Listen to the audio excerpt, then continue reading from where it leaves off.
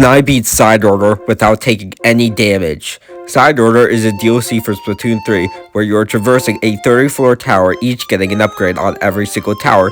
It is very hard not to die, nonetheless take damage. The game even gives you upgrades that give you extra lives and extra defense, making it clear that the game wants you to take damage a lot.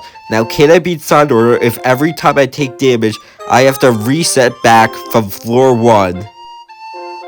Side Order has multiple weapons, so I decided to start off my first run with the Splatter Shot. The Splatter Shot has high fire rate, allowing me to destroy portals easily, as well as ink the ground so I can move around better. It is important to have good mobility for this challenge because it helps me reposition and get away from these enemies quickly so that I don't risk taking any damage. The Splatter Shot also comes with a special Shizuka, which is very good for destroying portals, as well as dealing damage and having high knockback. This stage shows off a new level gimmick where there are fish running around trying to evade your attacks, and your only goal is to kill every single fish that is running away from you. This stage was free as there's literally nothing that can cause me to take damage on it. However, other levels using it may be problematic and cause me to take damage. This is another stage gimmick, the Turbine Tower. Your goal is to escort this Turbine Tower into the green glowing goal. This is going to be the hardest stage gimmick because while shooting at the Turbine Tower, if you're looking directly up, you have no awareness of any enemies or ink that could be around you. And also, while shooting at it, you are also draining ink that you might not be able to use to retreat or fight enemies with, making it a very dangerous condition to deal with. This is another new stage gimmick, the zone. In this, you have to ink the zone completely, and then defend it by keeping the color of it, whatever color your ink is. If it gets too black, then the entire zone will go black, and you will lose control over it, causing you to not gain any more points, which you need in order to beat the level. This mechanic isn't too threatening, however, on certain floor layouts, it can be very annoying and tedious to do. This is another new stage mechanic, the 8-ball. In this, you just have to sink the 8-ball into a specific plot on the map. Overall, this isn't really too threatening most of the time and just annoying at worst.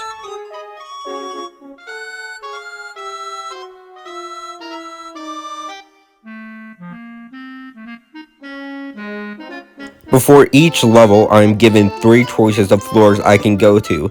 These floors have different upgrades, as well as different stage mechanics and floor layouts. Most of the time, the harder floors are the best to go to, however they yield the best rewards. But sometimes it is better to go to an easier stage, because if I go to the harder stage, it's more likely that I'll take damage.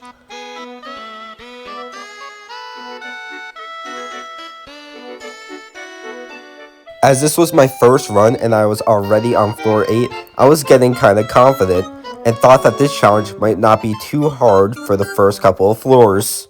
Now, climb up here. Oh no, they're jumping down.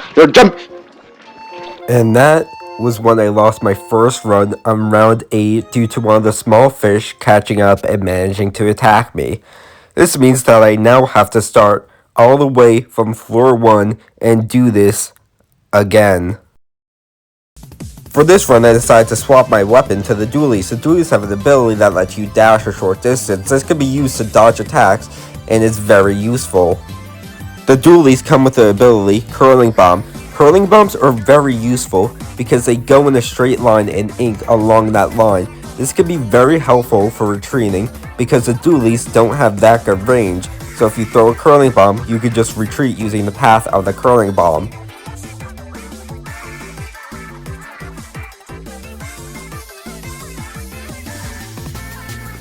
One down, I have to start killing these guys now because then they're probably just going to be spammed at me. Oh no! I stepped in ink. It then hit me.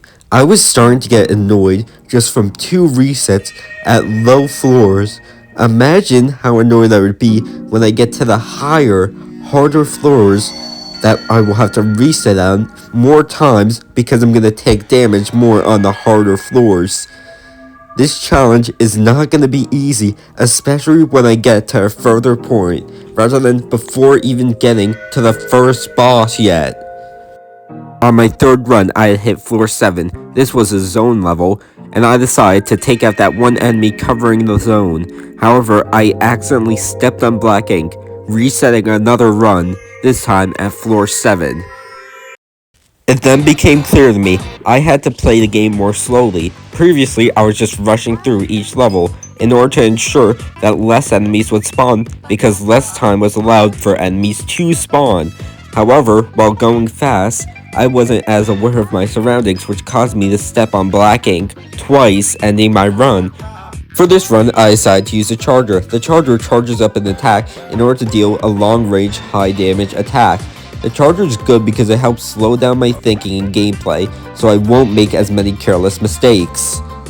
The charger does have a drawback, unfortunately. Its low fire rate means it's very hard to retreat from enemies and ink a path away from them, meaning I have to be very careful and very aware of any enemies approaching me.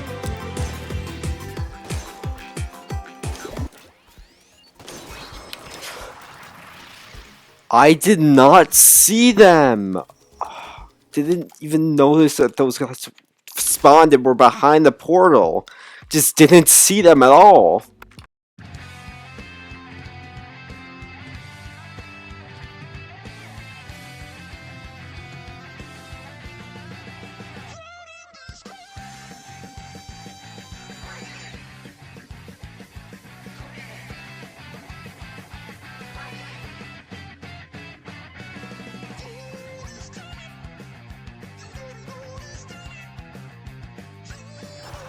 Now we're staying here. Just gotta kill these guys. Killing these guys is not so easy.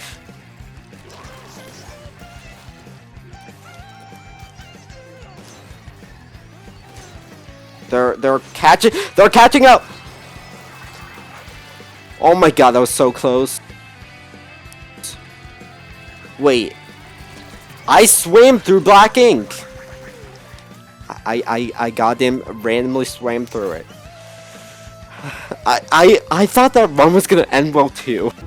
I then started a new run with a charger, however I couldn't get any good upgrades, so for some reason I just decided to end the run myself.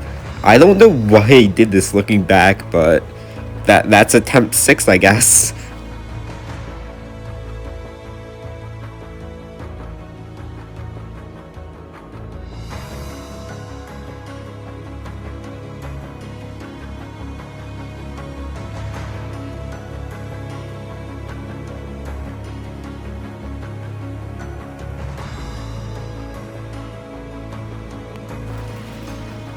You really don't.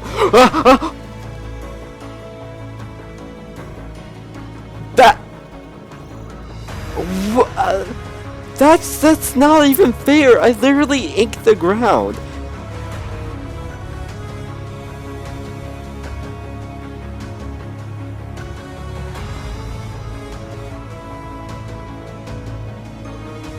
Please don't spawn enemies behind me. I jumped into the portal and it damaged me. The portal itself damaged me because I jumped into it. I then gave up on the charger and swapped to a new weapon, the heavy splatting. It has a charging mechanic like the charger, but instead of dealing one powerful shot, it does a bunch of multiple shots with bad accuracy, but still, it does a lot of shots, which a lot of shots can kill a lot of enemies. Oh yeah, that happened.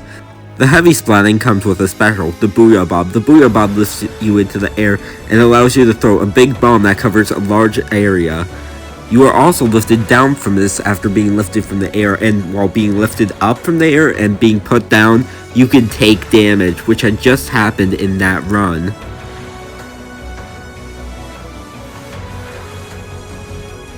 So remember what I said about enemies being able to hit you with a Booyah Bomb as you're coming down?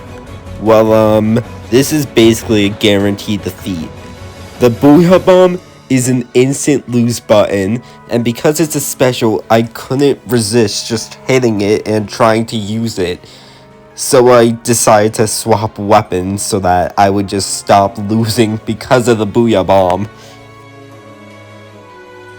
For this run, I decided to use the Luna Blaster. The Luna Blaster is a short-range weapon with a burst attack at the end of its normal attack.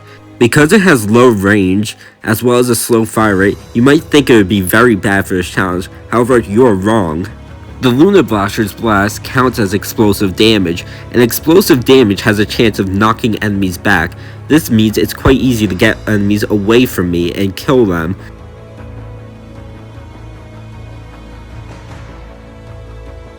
I got a turbine tower map and I was looking up and trying to shoot at it. However, while doing so, a bunch of enemies snuck up from behind and attacked me. This is what I meant at the beginning of the video when I said shooting at a turbine tower can decrease your self-awareness.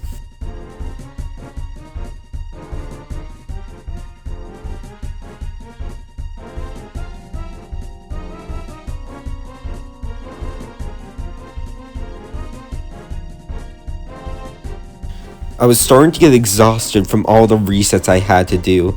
I swapped to a new weapon, the Octobrush. The Octobrush is weird to explain, but you have to spam your attack button to shoot a bunch of ink in the general direction in front of you.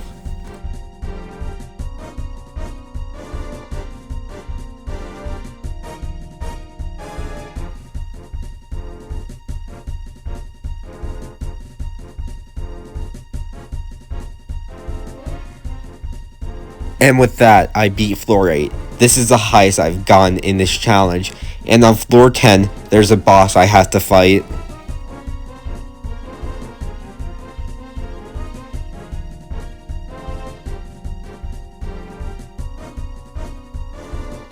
And floor 9 down, now we are finally seeing a boss for the first time in this challenge. I know that there's one boss I'm screwed fighting no matter what. Damn it, and we got that boss. Oh my god, this boss sucks, especially if I have a close range brush.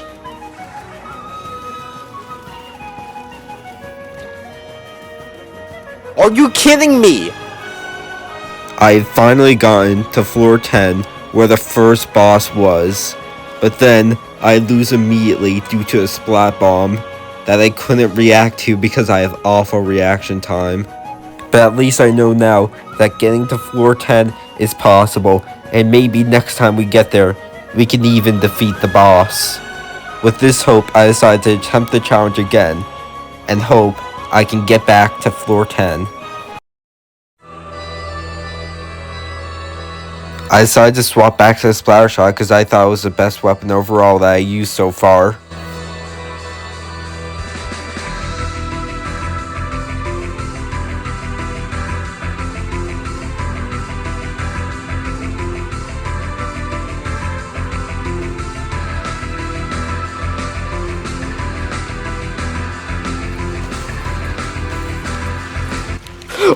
Oh my. Oh. That almost hit me. That almost hit me, and I didn't even realize that there were enemies that were spawning on that side of the map.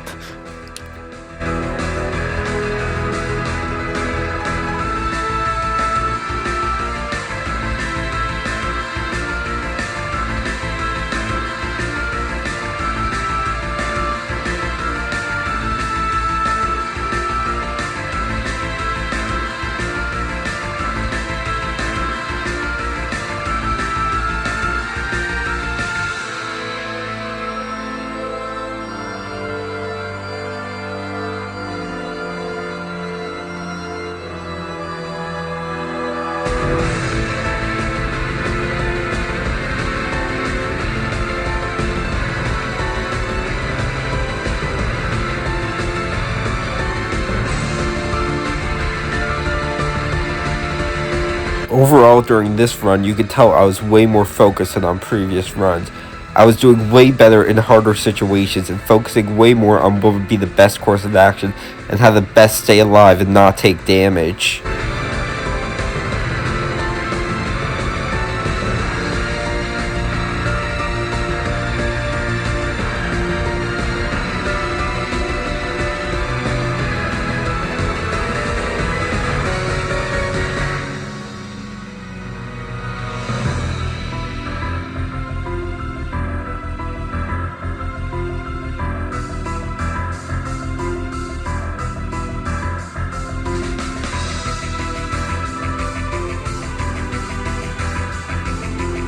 And floor 9 down again. Now we're back at the boss stage. Oh my god, you're giving me the stupid ball again. Okay, so now we know, don't attack from its front, attack from its side. You can't throw a splat bomb at me from here now, can you?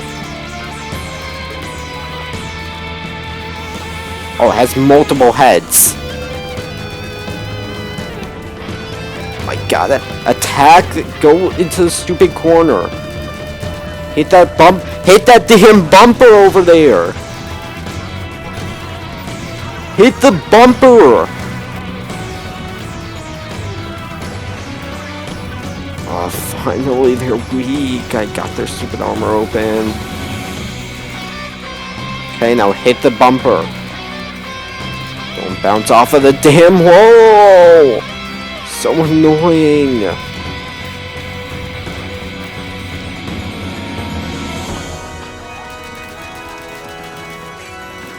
This is 100% hitting the bumper.